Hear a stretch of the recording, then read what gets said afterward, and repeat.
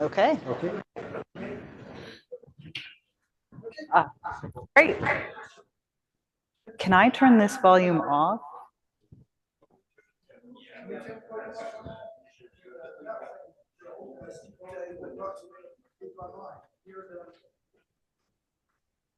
I guess we won't be able to hear them talking if we turn it off, though, hey? No, we won't.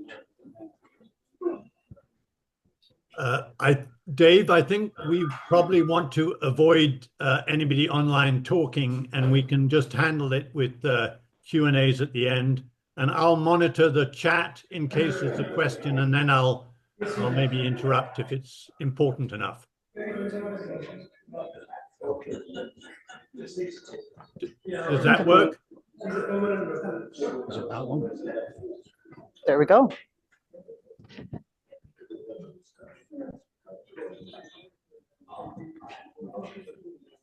Okay, so for those online, we won't be able to hear you. We'll turn your volume back up a little bit later.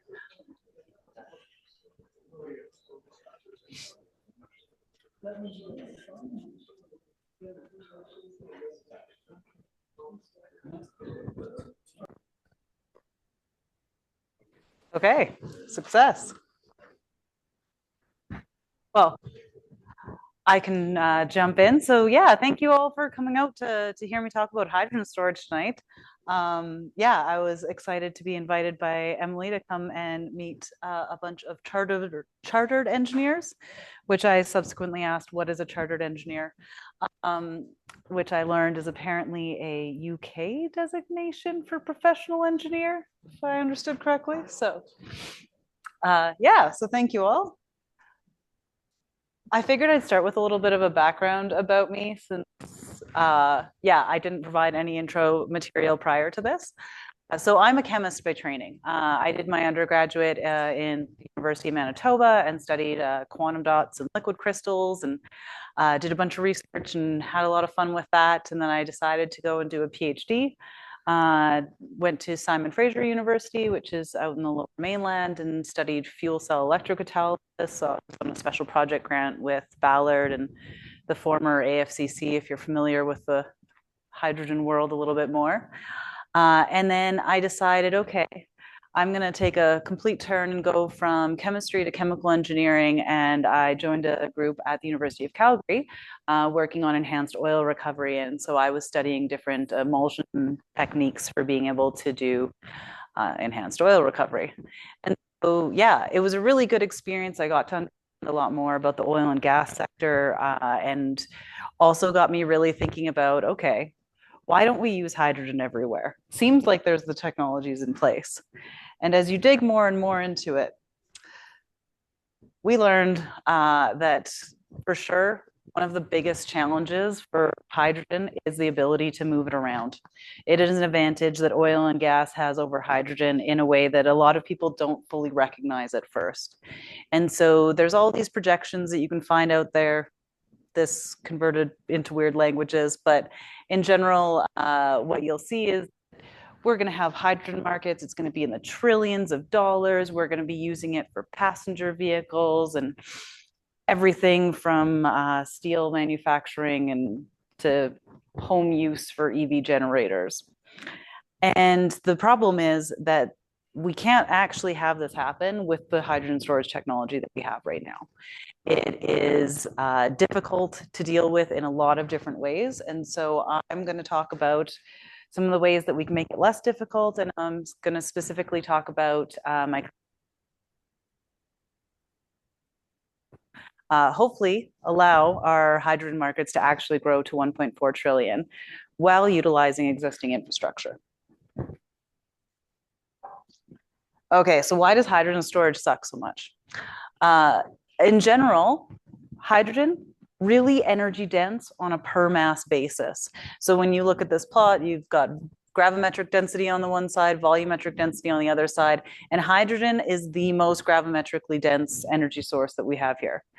The problem is that it is not volumetrically dense. It is a very dispersed gas at normal temperatures and pressures. So where diesel gets above 10 kilowatt hours per liter, or around 9 and 12, depending on diesel gasoline, it on the hydrogen side is 0.003 kilowatt hours per liter. So there's orders of magnitude change. And so in order for us to use this fuel, we need to be considering three things that are really important. How to make it dense enough to actually be movable as a fluid, how to have the right purity of hydrogen that we're using it in.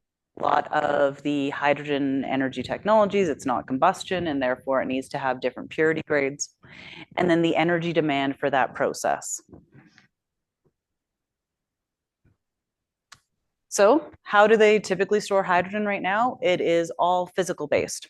And so we do compression, cold compression, and cryogenic liquefaction. So we're just taking and manipulating the hydrogen gas with either pressures or temperatures to be able to densify it. The other solutions are materials based, and it's something that you don't really come across as much in an oil and gas sort of sector because you're not trying to bind something to something else and then release it and convert it and do all of those things. It's a lot easier to manage on the oil and gas side. So for material based, there's a whole host of different materials depending on if you're looking at liquids, other gases, or metals, or variety of hard materials. So I'm going to go through these a little bit more in each of the slides kind of coming up and talk about why most of them don't work for a lot of scenarios, but why they do work for others. So the first one that you're going to see most often is compressed hydrogen storage. So basically taking hydrogen gas, compressing it at high pressures, and then being able to move it around like that. And so commonly you'll hear about these as hydrogen bullets. And part of that is because it is a bullet canister that they're typically putting this in, but also I think there's an analogy because it is a dangerous situation in a lot of cases.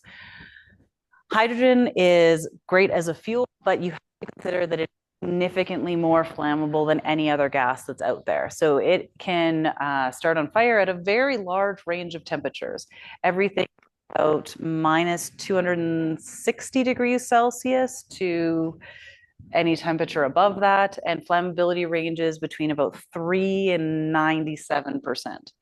So it's very easy to start on fire. It also has a unique property where it is a reverse Joule-Thomson gas at room temperatures. So as you expand it, it actually heats up, which is not that common for gases. And what it means is it can actually, if you have high compression beside a normal temperature state, you can actually have those leaks expand quick enough to ignite. And so there's a lot of considerations with that. So with this though, we can solve a lot of problems for your general lab storage, for the vehicles that are out there right now. We can use this technique, and there's been some innovation to be able to make it better and better.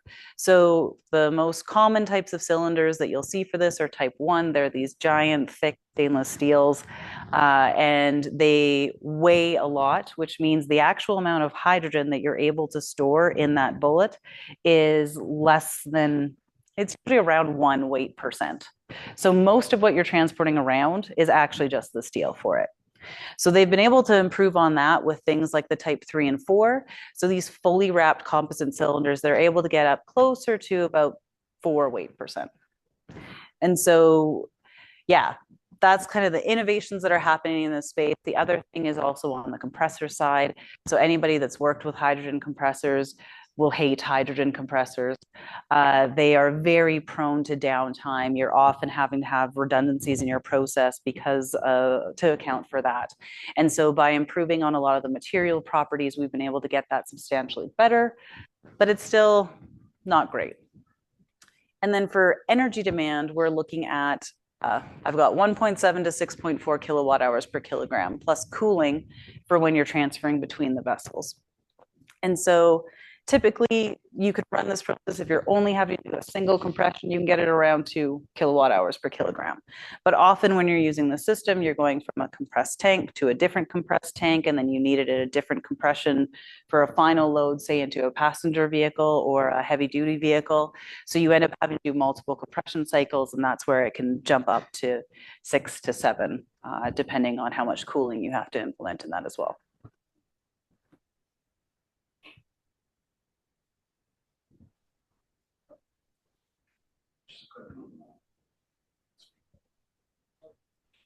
There we go. Okay, so what if we just cool it down and make it into a liquid? We do this with ammonia all the time. Seems like it should be pretty good.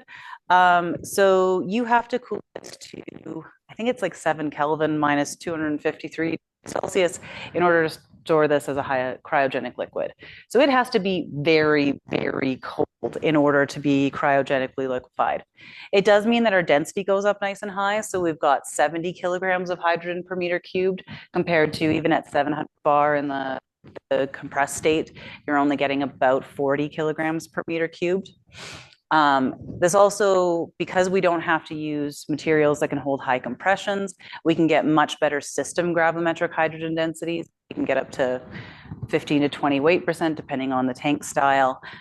So that's an improvement. But there's a bunch of other considerations with this. The energy demand is the biggest one. So just to do this single cryogenic liquefaction, you're looking at 10 to 14 kilowatt hours per kilogram. And that's for a large scale process. If you want to do this on a small scale, it is pretty easy to surpass 20 kilowatt hours per kilogram. It's not a single stage process. No, it's a multi-stage process. And there's some really cool innovations that they're putting into place to try and make this more and more energy efficient. Yeah, a bunch of very like wild magnetic processes and things like that. But regardless, it just takes a lot of energy to get down to almost 0 Kelvin. And when they're doing this, they're also then having to transport it. And so when you're transporting this, for every day that you're using the system, you're losing 1 to 3%, depending on the quality of your storage tank. So it works out to being very expensive. And there's not that many facilities that are doing cryogenic liquefaction. And so often you're like in Vancouver, if you want to go and get a tank filled with cryo hydrogen, you're getting from California typically. And so there's pretty long trails there. Actually, during the Olympics, when they were in Vancouver, they had a bunch of hydrogen buses that they did for around the community and up to Whistler. And they ended up shipping in that hydrogen in a cryogenic form from Quebec.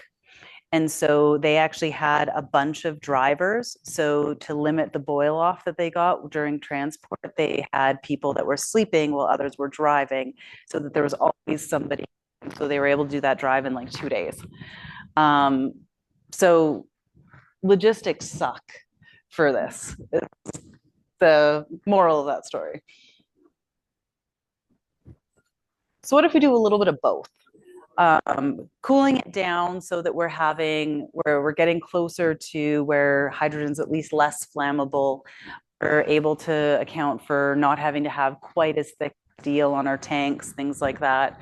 Allows us to get decent densities, so 42, 46 kilograms of hydrogen per meter cubed, and we're not having to go up to 700 bar to get that. We can get this around 300 bar, and then we've cooled this down to 200 degrees, minus 200 degrees Celsius. Our system weights are still decent, 5 to 7 weight percent. The energy demand is still not great. It's 10 to 14 kilowatt hours per kilogram, but we can do that at a smaller scale and it still be within that energy demand. And so this is kind of a Goldilocks of the two solutions. So some other things to consider with this that I didn't really talk about is pipelining. Anybody that's moved a lot of commodities wants to go to a pipeline when you get to a certain volume that you're transporting between two locations. Now with compressed, you can do that, but typically you're having to down regulate all of your if you're trying to use an existing natural gas line, we're talking about very, very down regulated to like maybe 1 bar, and a lot of them still are not going to be stable to hydrogen at those. So then we're doing these blending operations and things like that. And then with dedicated hydrogen lines, we can get to maybe like 20 bar is how we're running that. And oftentimes it gets to the other side, it's having to have a purification again because it's picked up things within the pipeline.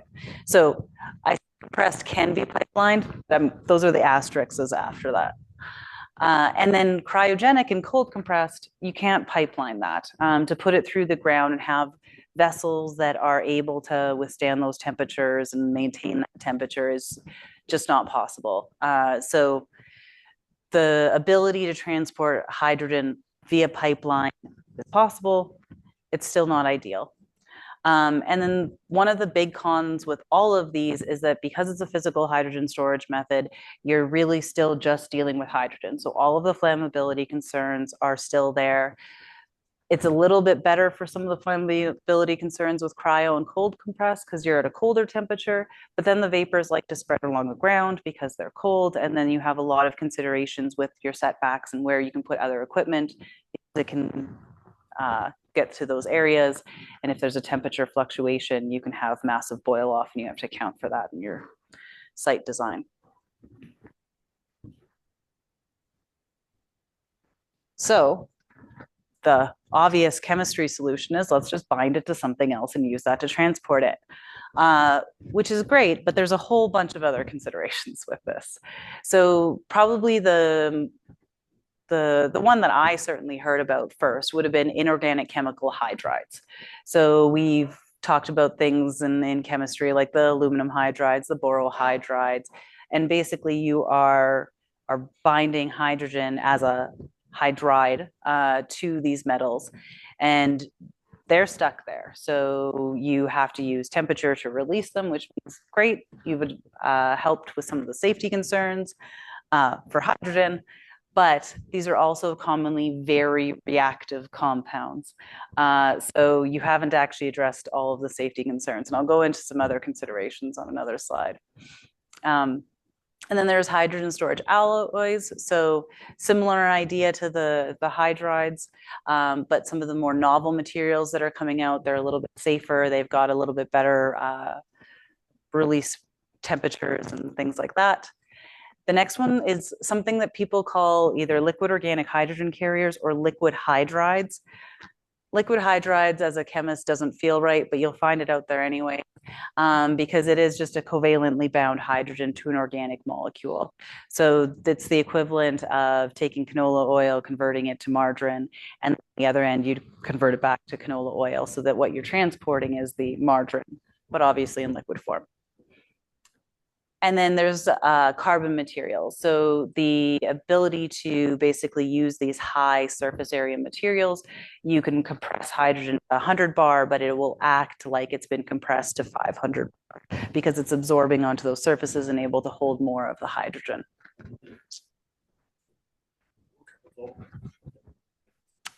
I'm going to go into that next. Okay, so the other one, this one doesn't really classify any of those others on that slide, but it's important to talk about because a lot of people are talking about, let's just use ammonia to transport hydrogen. And there's a reason people are talking about this. You can really high volumetric densities. So if you are storing this as a liquid ammonia, you can get 120 kilograms of hydrogen per meter cubed. So getting close to double what you get with cryogenic liquefaction. So that's great. The tanks don't have to be crazy in weight, so you get good gravimetric hydrogen densities for the system as well as on the actual fluid.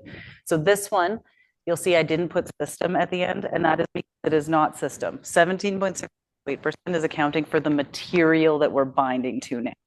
So when it's system weighted, it is a little bit closer to what we get with liquefied hydrogen. And then to release this, though, you have to do catalytic cracking. And so typically these ammonia crackers are running at temperatures above 400 degrees Celsius. I've seen some work where people have been able to design really good catalysts and get this down to about 200 degrees Celsius. And I've seen some early reports that people are trying to do this electrochemically and get it down even further. So take that with a grain of salt, see where that all goes. Energy demand. Now, you can think of energy demand from two perspectives: thermodynamics, how much energy it has to take, and how good we are at it. So when you're looking at this, the thermodynamics are closer to 13 kilowatt hours per kilogram, if I remember correctly. So that's your if I'm doing perfectly sort of value. And then when you consider the process efficiencies you're going through, it obviously goes up. So this is well above what it takes for cryogenic liquefaction. And then one thing that I find really interesting when people are talking about this is they'll say it's a safer way to transport hydrogen. And I often think they must not have actually worked with ammonia before. Because I think that it's actually shown in, if you look through the data sheets of these things, that ammonia is more toxic than hydrogen is flammable. And so people, once they're really digging in on these projects that want to use ammonia, suddenly they realize that there's a whole lot of other concerns that they need to consider when it comes to density populations that you're near, the regulatory space around handling this, the level of training you need for all of the staff that would be near that. And so ammonia sounds like a good solution until you actually have to handle it. And there's starting to be more ports that are banning the use of ammonia ports because they don't want this to be dealing with, they don't want to be dealing with any of that. There is railways that are strongly limiting the of ammonia that can be transported on a typical line. So yeah, that's side tangent to some of the other materials ones because I always get asked to talk about it. Okay, so solid hydrides or solid hydrogen storage. So these are the metal hydrides, the metal organic frameworks, and nanomaterials. So metal hydrides are kind of an older material, so to say, a little bit less safe. Metal organic frameworks is kind of the new age version of being able to store hydrogen in a metal containing material. And then the nanomaterials are just that physisorption that allows the compression to work a little bit better. So the volumetric hydrogen densities on these can actually get pretty good. With some of the more advanced metal hydrides, we can actually get above 80 kilograms of hydrogen per meter cubed. So that's great. The gravimetric hydrogen density is less good. So it can go to 10 weight%, but the problem is that you often cannot remove all of the 10 weight%. So the best that I've seen in reports have been 2. So it is, again, one of those things where you're transporting a lot of material that isn't hydrogen. And then these require a pressure temperature swing. And so depending on the technique of use, there's a huge variance in energy. But it's very typical for the metal hydrides and metal organic frameworks to have to go above 200 degrees Celsius. And then you're also having to manage as that's coming off. So because it is a material release that is triggered by temperature, you have to really think about your process conditions and how you're able to run that for the correct release rates. Typically, it does come out nice and pure, though. So that's an advantage it has over ammonia, where with cracking, you often have a bunch of impurities and have to do additional purification. And this, because I'm talking about kind of a pretty wide range of materials here, they have variable toxicity, variable flammability, variable reactivity with water. And that reactivity with water is a really important one when you're starting to think about, what'll happen in case of a catastrophic failure for any of your containers.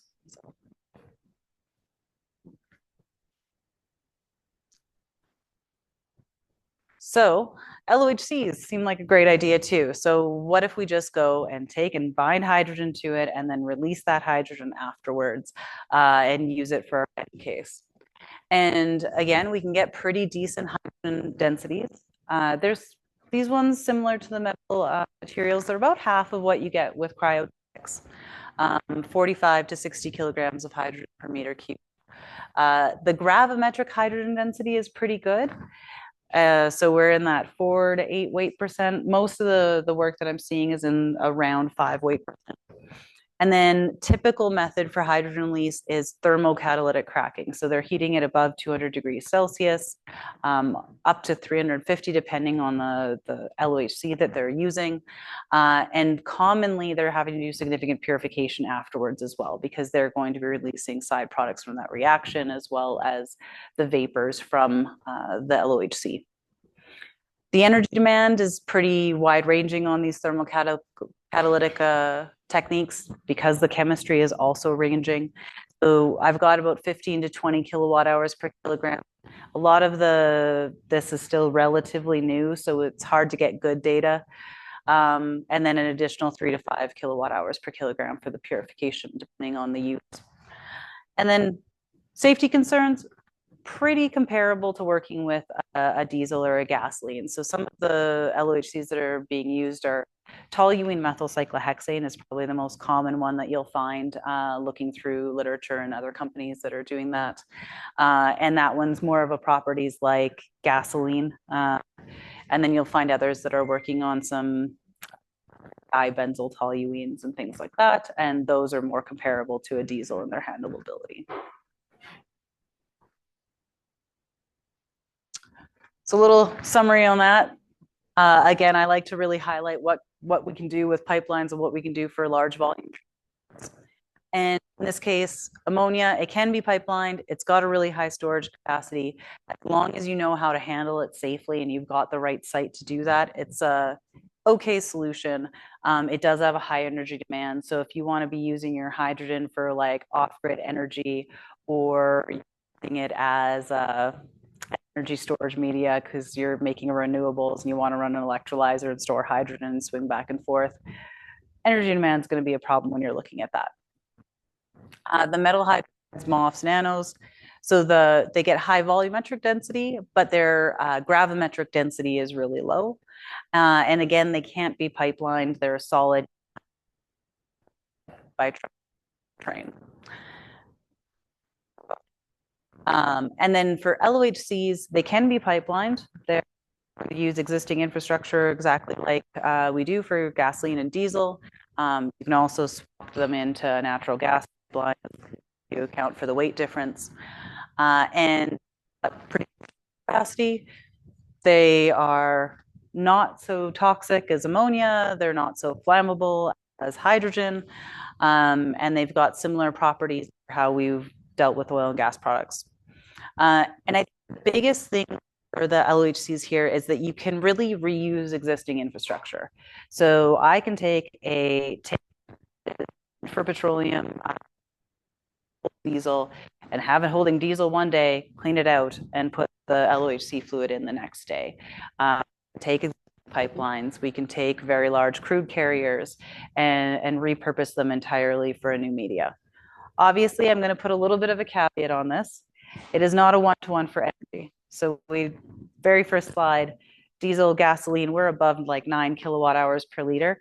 Hydrogen, I do not see any solution where we're volumetric density. So even with cryogenics, we're under 3 kilowatt hours per liter. We are doing substantially better than batteries, though. I think that's something I always like to put into context. Your best lithium-ion batteries are well under 1 kilowatt hour per liter. So that is why that advantage when you're speaking about is it still has a significant weight advantage, obviously, and also that volumetric density and the size your tank has to be to run.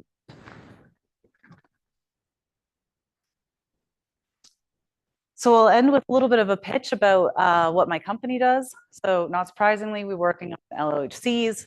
I really think that our ability to reuse infrastructure is so important. And one big part of that for me is that if you're doing this for an environmental perspective alone, having to everything that we've built already to switch to something is not actually environmentally friendly. So I really like the idea that we can use our existing infrastructure and carry hydrogen, albeit at a lower energy density, and use it for all of those hard to decarbonize sectors that we haven't been able to tackle yet. So with our technology, we are around 50 kilograms of hydrogen per meter cubed, a little bit less than 6 weight percent. And then where we have done a lot of innovation is around our electrochemical processing. So our system actually uses hydrogen. We put it through an electrochemical reactor, bind it, and then transport it just like diesel. And then on the other side, we take and put that fluid into an electrochemical reactor, pull the hydrogen off, and that goes directly into the end use application. And it comes out at high purity, just the nature of the way that the electrochemical reactors work. We don't have to worry about doing any additional separations from vapors of our fluid or any side products. And so with that, we are able to run our system at less than 100 degrees Celsius. So instead of having to drive this with temperature, we drive it with electrons. And we get an energy demand of storage and release of around 10 to 12 kilowatt hours per kilogram. Typical things that we have for safety concerns to what you would have with diesel. Our SDS actually looks pretty similar to diesel. Some other things that are interesting for our technology is that electrochemistry scales linear, unlike a thermocatalytic process. And so what that means is it's a lot easier to take and get the same energy demands and performance small scale as you do at large scale. So we can optimize on a modular basis. So similar to like you'll see for a fuel cell and electrolyzer, they're going to have a stack, and they take that stack and they put a bunch of them in series, and then that becomes your full system. And so it allows us to do optimizations at a small scale, and it means that we can start taking advantage of economies of scale at a lower volume because we're taking and making the same unit over and over again, and it stacks into a plant. And I think that is it. So yeah, thank you. So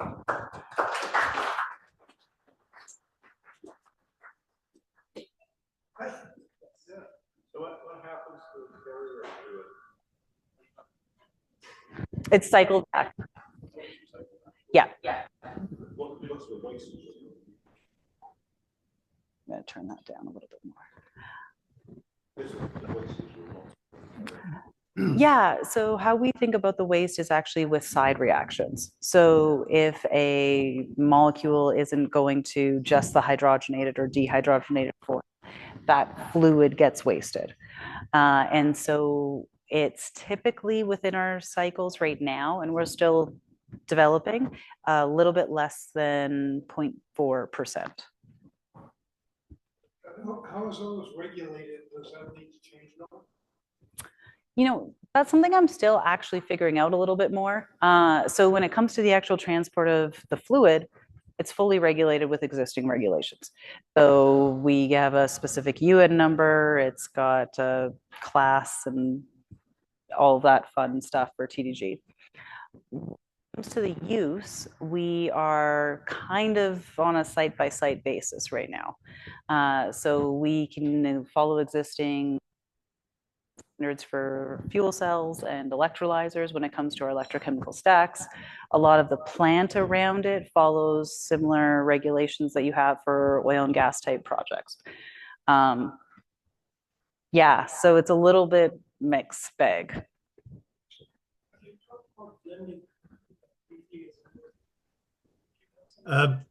Brandy, excuse me. Yep. Could you repeat any questions from the floor? Because we are struggling to hear. Thank you. Yes, I can do that. Sorry. Blending, what's the percentage of blending allowed? Yeah, that's so the question was about doing blending of hydrogen in a natural gas pipeline. And so in a typical pipeline, you can get up to 20%, but that is pipeline dependent. So if some of the pipelines are going to be rated for as little as 5%. Some won't get rated for it at all. And that also comes with some pressure considerations. Sometimes in order to get to the 20%, they're actually running at a lower pressure for it. Really depends on the scenario.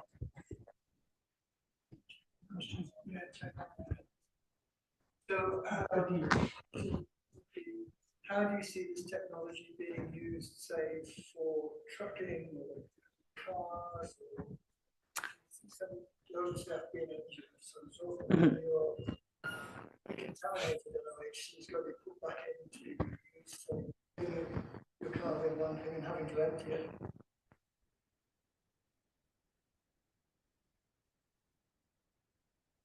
Things like trucking vehicles that are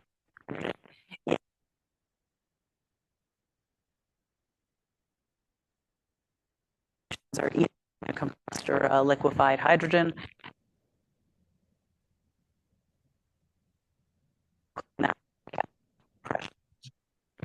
Putting it into a vehicle at 700 psi. What we would like to do is a tank that's underground, just like all of our stations. And we've talked about what that tank could look like. You could do a single tank and a bladder, so it's going and you're putting the old fluid in one. Yeah, or you can have two tanks. Regardless, the idea that you're actually dehydrogenating, removing the hydrogen from the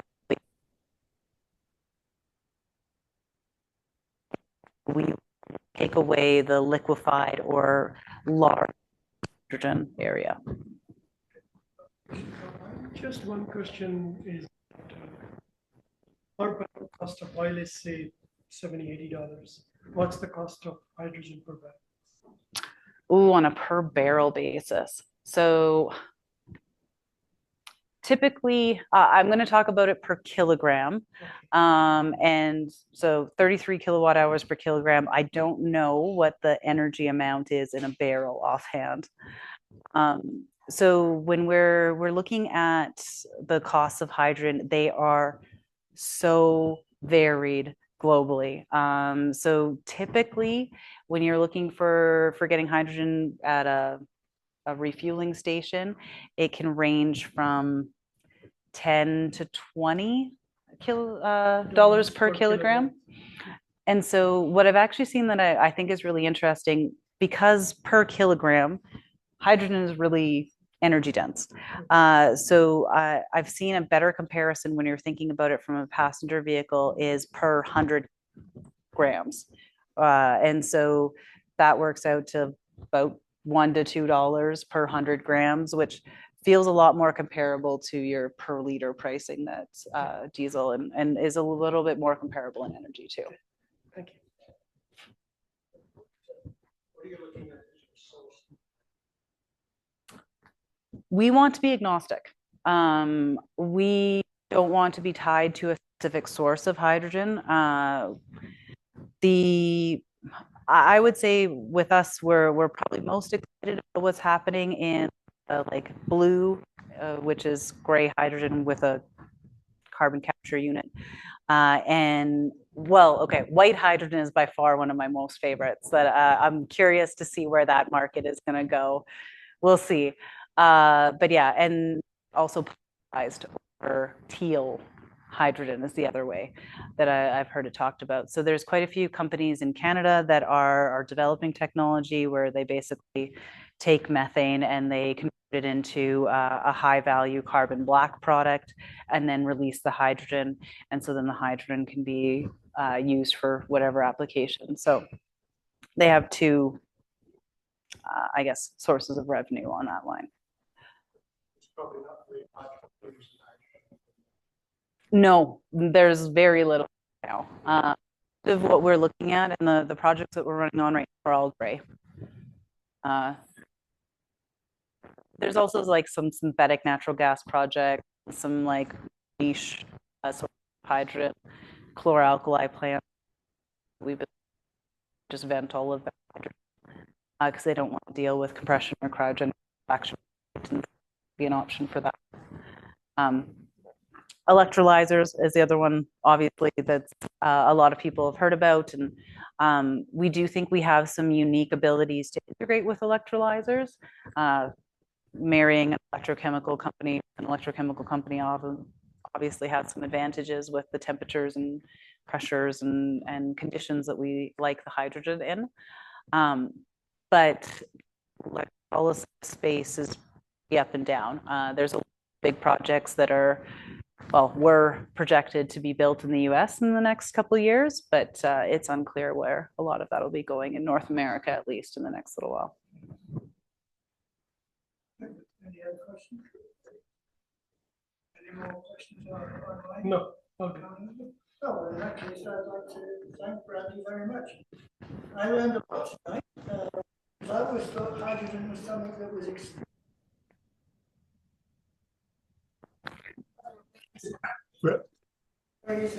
perhaps able to do it, which isn't so dangerous. So that's really good. Right, for this certificate in the envelope, the name of the person involved is Received Eyesight, because we make a donation to Operation Eyesight. Oh. This talk tonight. So thank you very much for working. Thank you.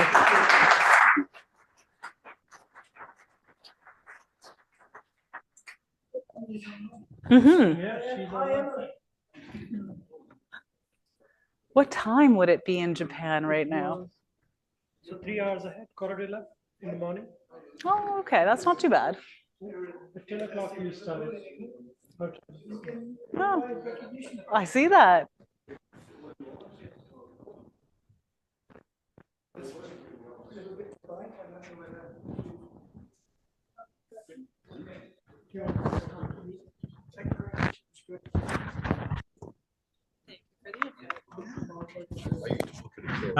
Dave, have we finished? Shall I Really? stop the recording?